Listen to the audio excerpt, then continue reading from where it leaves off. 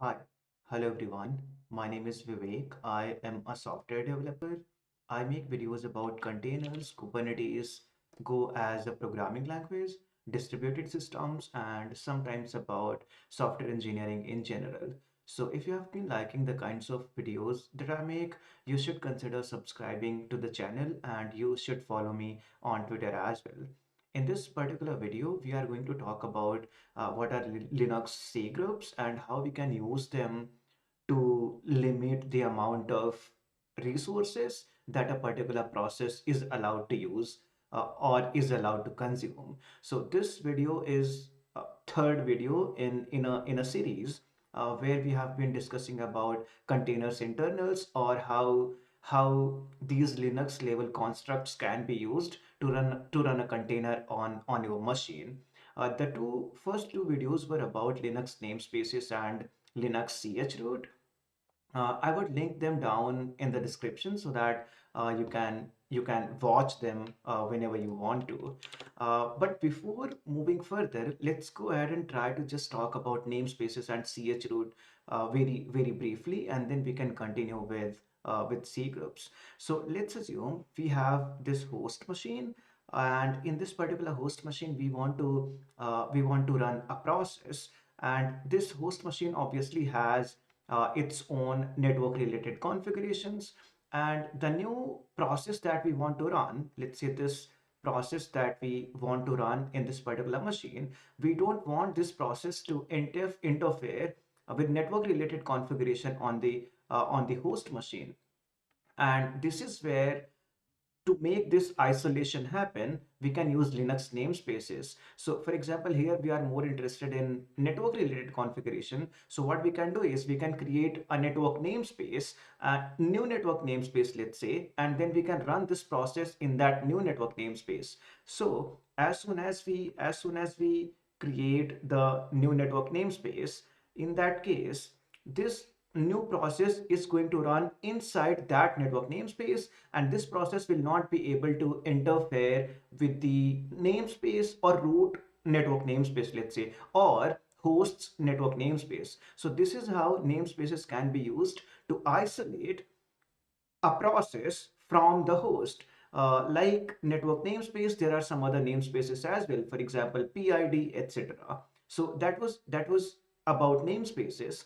Now we would also, let's say, our use cases to make sure that this process doesn't have access to the entire file system of the host machine. So we know that there are a lot of files available. So for example, var, sys, etc, right? And we don't want this process to have access to all this file system. So what we can do is we can use this another concept called chroot, and using chroot we can specify, or we can limit what are all things, what is the file system that this process has access to. So for example, let's say we have limited that this process can just access, uh, again, just an example, var run slash a, and in that case this particular file system is going to be treated as root file system for this particular process, and this process wouldn't have any visibility to any other file system that is available in the host machine. So this was another way or another kernel level construct that is used to run containers on your host machine. And the third thing that we are going to discuss about is C groups. So if we try to define C groups are uh, basically ways using which we can limit how much resources a particular process or a set of processes are allowed to use. So for example, let's say this is the process that we want to run on our host machine, but we don't want this process to consume more than 50 MBs of memory. If this process tries to consume more than 50 MBs of memory, there is something that should happen, or this process should get killed. So to achieve this, what we can use is we can again use another kernel level feature that is called cgroups, and that is what we are going to look into in today's videos. Again, if I try to summarize the definition of cgroups again, cgroups are a ways using which we can have or we can specify what are all the resources that a particular process or a set of processes are allowed to consume or are allowed to use. In this particular video, we are going to focus more into memory, but obviously there are some other resources that we can limit the access of. For example, obviously CPU, memory, and some of the other things. Now, if we talk about C groups, C groups are, as I said, Linux kernel level constructs. They were available on Linux kernel uh, from way back. I would say it's been a lot of time since they were available on Linux kernel. But there were some obviously improvements that were required. There were some other things that required to be added, and that is the reason we have another version coming up nowadays, that is C groups P1. But initially people used to use C group, sorry, nowadays there is new version that is coming up, that is C groups V2, but earlier people used to use C groups V1. Now, if we talk about the resources that we want to limit the access of, for example, memory and CPU. So there are these components, let's say, that are responsible to limit the consumption of these resources, and those components are basically called submodules or sometimes controllers. So for example, to limit the access of memory, we have a memory controller, let's say, or similarly, to limit the access of CPU, we have CPU controller. And in I have uh, let me quickly show you. This is my machine configuration, and we have all these controllers mounted at this particular location. So ls-l, sys, fs, and c group. So if you see here, we are able to see all these controllers. For example, we can see a controller for CPU, for memory, etc. Now, obviously we can talk about all these controllers, but we are not going to, because maybe I'll create another video about them. But in this particular video, we are going to look into how we can restrict how much memory a particular application can use. So to do that, what we are going to do is we are going to uh, again, if you see here, all the controllers are mounted here, and if you can see at some cases, there are two controllers that are mounted together, and I think they are called co-mounted or co-located maybe controllers. But yeah, again, that is a topic for another video. So now that we understand why do we need C group, what are C groups, let's go ahead and try to create a C group. So to create a C group,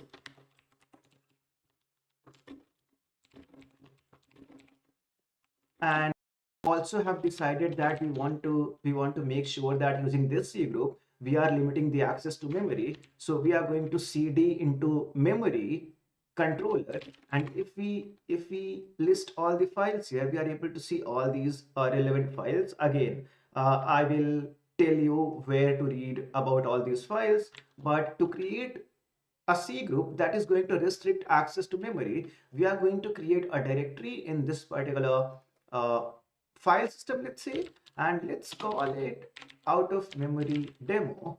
And as soon as we create out of memory demo, we should be able to see this directory. And if we cd into that directory and we list all the files from that directory, we are able to see all these spatial, I would say, files that are available here. And we are only interested in some of the files. But if you want to read about what is the significance of all of these files, you can go to this particular document. Obviously, I'm going to link that in the description. So for example, if you want to figure out what is the use of memory.om control file, you just have to search that in here, and you will be able to figure out about this particular file. So the files, so this is how we basically create a C group. We have just created a directory in for memory submodule.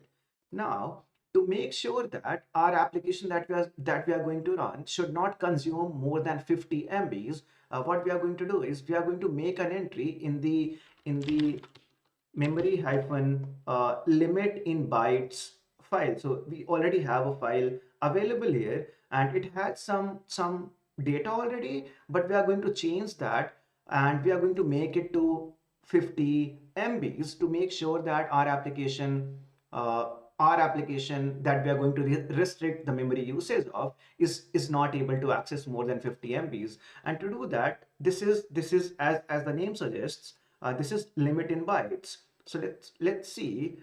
We can see that 50 MBs are this much in bytes. So let's just copy that, and I'm going to update this file to have this particular value. So to do that, I am going to echo that value, and I'm going to write that in memory limits in byte. Now it simply means that if there is a process that is added into this particular C group, that process will not be able to consume more than 50 MBs of memory. And to actually make sure that a particular process is added in this particular C group, what we can do is we will have to make an entry into the tasks file that is present here. And what we have to do is we have to make sure that the current shell is added into that tasks file. So to add the current shell into the tasks file, this is what we can do. So echo $$ is going to get us the process ID for the current shell. And again, we are going to write that to tasks. So it simply means that we have created a C group, and C group named OOM demo, and we have added current shell into that C group, and we have also specified that any process that is added into this particular C group should not be allowed to consume more than 50 MBs of memory. The other important thing that we have to do is we have to make sure that the process is also not able to use swap memory. Again, you can read about swap memory separately by just a Google search. But yeah, when the RAM is not available, swap memory is used. So we want to make sure that swap memory is not used. So that is the reason we are also going to write 0 to to swappiness, just to make sure that once RAM is full, swap memory is not used. And I'm pretty sure that you know about this particular command. Don't get confused by this. I'm just trying to write the things into this particular file. I can obviously also use but these files, to write things into these files, we need sudo permissions. That is the reason I'm doing I'm using this particular syntax. I'm just writing the things into this particular file. That's pretty much it. So now that we have done all these things, let me quickly try to summarize what we have done until now. So we have created a C group called OOM demo, and we have made sure that any process that is going to get added to this particular C group will not be able to consume more than 50 megs of memory. And after that, we have also added the current shell into this particular C group by adding or by making an entry into the tasks file.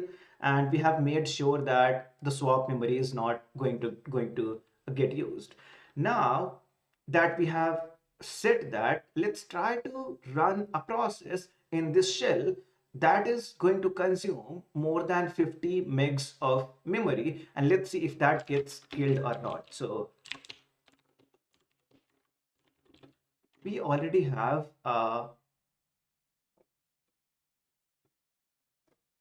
we already have uh,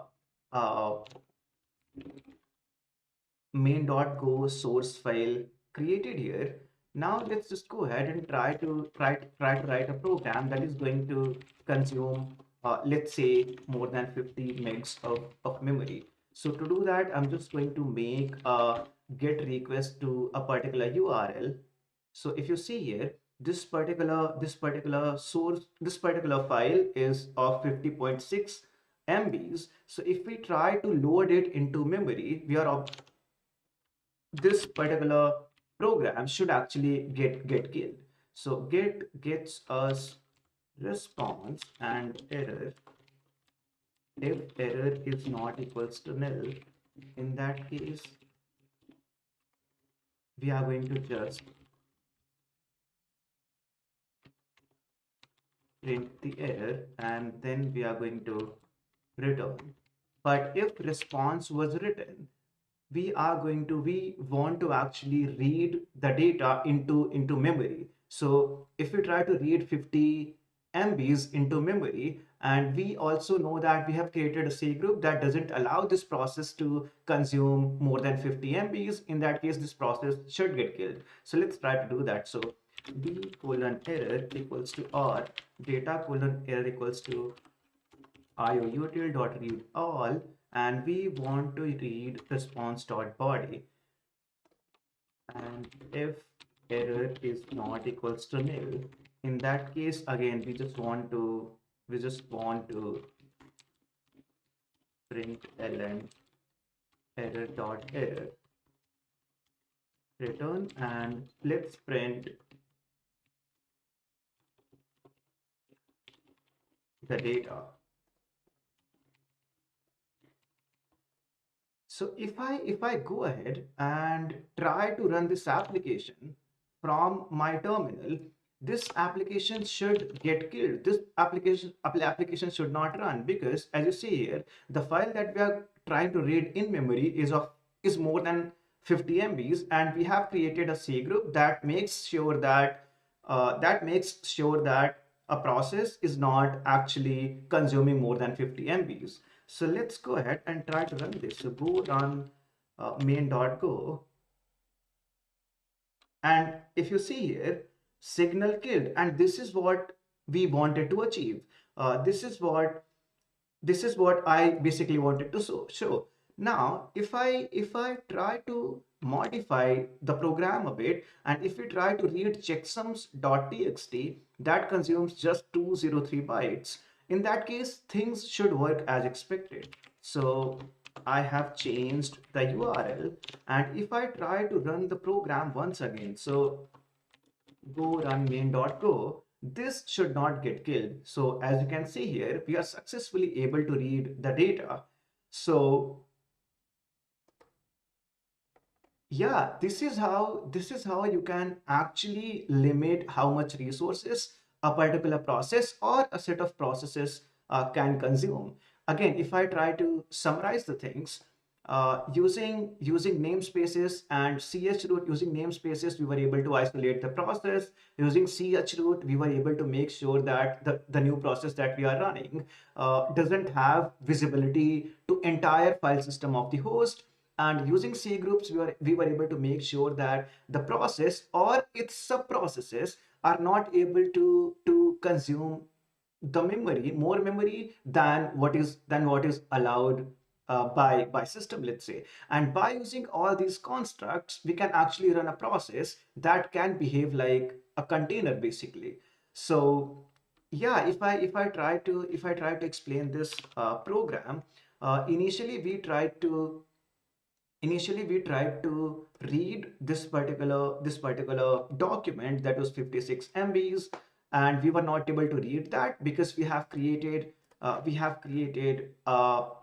C group that makes sure that any process that is running on this shell is not able to consume more than 50 megs of data. And as soon as we tried to read the data that was more than 50 MBs, the process was killed. But if we change the data that we are reading to KBs, the program was successful. If I try to explain this program once again, We are just trying to query a particular URL. Whatever we get out of that URL, we try to read that data into an in-memory data structure basically. So it simply means that whatever is being downloaded from this URL is going to get copied into this data structure in memory. So initially, when we tried to download tar.cz, it was 56. That was 50.66. That was the reason it was killed. When we changed that to checksums.txt, it was in bytes. That was the reason it succeeded successfully. And yeah, so this is how we can use these constructs. These are the constructs that are used basically to run containers on your machine. I hope this makes sense. If you have any question, obviously don't hesitate to ask them. Uh, if you think this is going to be helpful to your friends, colleagues, or classmates, share it with them, and I'll see you in the next one. Thanks so much.